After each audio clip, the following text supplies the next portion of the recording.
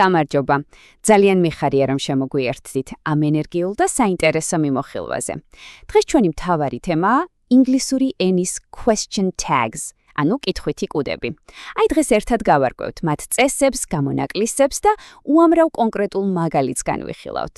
თუ ოდესმე ინგლისურად გისაუბრიათ და გიფიქრიათ, აი როგორ დავადასტურო ჩემი ნათქვამი, ისე რომ ნამდვილ ბუნებრივ ინგლისურს გავდესო, ეს ახსნა ზუსტად თქვენთვისაა. მე მარიტა მასწავლებელი ვარ და გპირდებით, რომ დღევანდელი შეხვედრის შემდეგ ინგლისური გრამატიკის ეს ერთი შეხედვით ჩახლართული ნაწილი თქვენთვის აბსოლუტურად მარტივი და რაც მთავარია, სტრესისგან თავისუფალი გახდება. ერთად გავაკრობთ ყველა სირთულეს და ისეთ გზამკვლს მოგცემთ, რომელიც სამუდამოდ დაგამახსოვრდებათ. მოკლედ, ჩვენი დღევანდელი გეგმა ასეთია. პირველ რიგში გავიგებთ რა არის საერთოდ ეს კითხვითი კუდები, მერე ვისწავლით ოქროს წესს, შევეხებით გამონაკლისებს, ჩავიხედავთ დამხმარე ზმნების ხელსაწყოების ყუთში და ბოლოს ყველაფერს სწრაფად შევაჯამებთ. მაშასე, დავიწყოთ. ნაწილი პირველი. რა არის question tags, ანუ კითხვითი კუდები? აბა დაფიქრდით, კითხვითი კუდი ძალიან მარტივად რომ ავხსნათ, არის პატარა დამატება, რომელსაც ჩვენ ვაბამთ უკვე დასრულებული წინადადების ბოლოს. წარმოიდგინეთ, რომ რაღაცას ამბობთ და გინდათ, რომ მოსაუბრე დაგეთანხმოთ. ქართულად ეს ძალიან გავს ფრაზას არა ან ხომ. მაგალითად რომ ამბობთ, დღეს კარგი ამინდია, ხომ? ინგლისურში ეს პატარა დეტალი უბრალოდ სასიცოცხლოდ მნიშვნელოვანია იმისთვის, რომ თქვენი საუბარი ბუნებრივად ჟღერდეს. გადავიდეთ თავარზე. ნაწილი მეორე. ოქროს წესი. კარგად დააკვირდით ამ ვიზუალურ მათემატიკას. აქ საპირისპირო პოლუსები ერთმანეთს იზიდავს. მთავარი არსი ის არის, რომ თუ თქვენი წინადადება დადებითია, მას აუცილებლად ჭირდება უარყოფითი კუდი. გესმით? და პირიქით, თუ წინადადება უკვე უარყოფითია, მისი კუდი პოზიტიური, ანუ დადებითი უნდა იყოს. ეს არის ის მთავარი ბალანსი, რომელზეც დგას მთელი ეს სტრუქტურა. თითქოს სასწორია. მოდით პირდაპირ მაგალითებზე ვნახოთ. წინადადება you are happy დადებითია, ხო? ამიტომ კუდი ხდება უარყოფითი. Aren't you? მეორე შემთხვევაში კი პირიქით გვაქვს you aren't happy. პირდაპირ ითხოვს დადებით are you-ს. აქვე ძალიან მნიშვნელოვანი რამ უნდა დავიმახსოვროთ.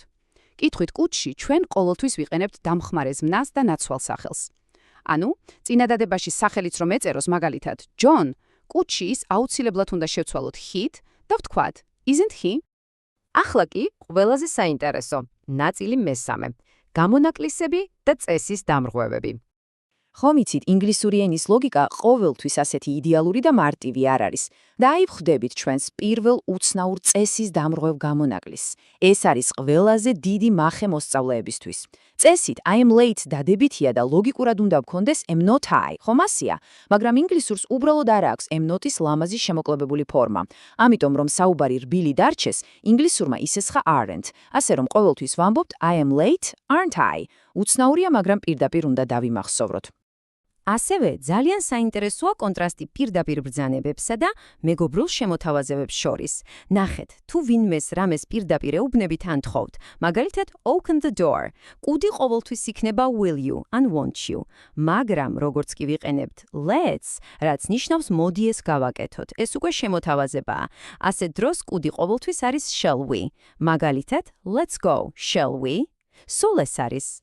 აქ ცოტა შევანელოთ ტემპი, რადგან მინდა გაგაფრთხილოთ ეშმაკურ დამალურ უარყოფებზე. დააკვირდით ამ სიტყვებს. Never, rarely, hardly. შიგნით არსად წერია not, მაგრამ წინადადება მაინც უარყოფითი ხდება. და რადგან შინაარსი უარყოფითია, ჩვენი ოქროს წესი რას გვეუბნება, კუდი უნდა იყოს დადებითი. სწორედ ამიტომ ვამბობთ she rarely visits us, does she? და არა, doesn't she? კიდევ ერთი ჯადოსნური ფოკუსი ხდება მაშინ, როცა ადამიანთა ჯგუფებზე ვსაუბრობთ. როცა წინადადება იწყება ისეთი სიტყვებით, როგორიცაა everyone, somebody and nobody. კუდში ეს სიტყვა მაგიურად გარდაექმნება ნაცვალსახელად they. დააკვირდით, everyone is here, aren't they? და თუ ამბობთ nobody called, რადგან nobody თავისთავად უარყოფითია, კუდი დადებითი იქნება did they. რაც შეეხება ჩვენებით ნაცვალსახელებს, აი, როცა თითით აჩვენებთ რამეს. This and that. მხოლობით რიცხვშია და კუდში პირდაპირ იქცევა ითად. მაგრამ თუ საუბარი მრავლობითზეა, ანუ these and those, კუდში ისინი ბუნებრივად ხდებიან they. Those are your friends, aren't they? ლოგიკურია, ხომ? სანამ ცოტა რთულ მექანიკაზე და გადავალთ, ძალიან მოკლედ მინდა ყველაზე მარტივი გამონაკლისი ვახსენო. თუ წინადადება იწყება სიტყვით there, ზედმეტი ფიქრი საერთოდ არ გჭირდებათ. უბრალოდ აიღეთ ეგ there და ისე უკან, კუდში ჩასვით. There is a cat, isn't there? ძალიან მარტივია. მივადეკით შემდეგ ნაწილს, ნაწილი მეოთხე, დამხმარე ზმნების ხელსაწყოების ყუთი. ალბათ გაინტერესებთ, საიდან მოგვაქვს ის დამხმარე ზმნა, რომელსაც ყუთში ვსვამთ. დროა ჩვენს ყუთში ჩავიხედოთ. პირველი სამი ვარიანტი ძალიან მარტივია. თუ წინადადებაში უკვე გვაქვს to be, have ან რაიმე მოდალური ზმნა, როგორიცაა can, პირდაპირ ვიღებთ და ყუთში ვსვამთ. მაგალითად, you can swim, can't you? მაგრამ რა ხდება თუ დამხმარე ზმნა საერთოდ არ ჩანს? მაგალითად, they live here. ასე დროს სამაშველოდ მოდიან ჩვენი ერთგური მეგობრები. Do, does, and did. შესაბამისად, 10 კუდი იქნება, don't they? და ბოლოს, ნაწილი მეხუთე, სწრაფი შეჯამება. ჩვენ ეს შევძელით. წარმატებით გავიარეთ ველა ძირითადი სირთულე და ნამდვილად აღფრთოვანებული ვარ. მოდეთ სწრაფად გადავალოთ თვალი. I am ხდება aren't I. Let's იქცევა shall with, პირდაპირ ბრძანებაზე ვიყენებთ will you, თუ წინადადებაში გვაქვს დამალული უარყოფა, როგორიც არის never, კუდი დადებითია does he, და თუ ვამბობთ everyone, ის ხდება they, aren't they. აი ყველა ის მზაკრული წესი, რომელიც დღეს ერთად დავამარცხეთ. ახლა კი სანამ დავემშვიდობებით ერთმანეთს, პატარა გამოწვევა თქვენთვის. შეხედეთ ამ წინადადებას. He rarely listens to me. ხარი or why? როგორ შეავსებდით ამ სიცარიელეს?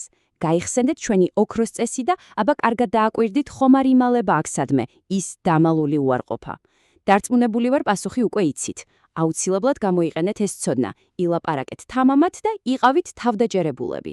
დიდი მადლობა რომ მიყურებდით, განაგრძეთ სწავლა და მომავალ შეხვედრამდე.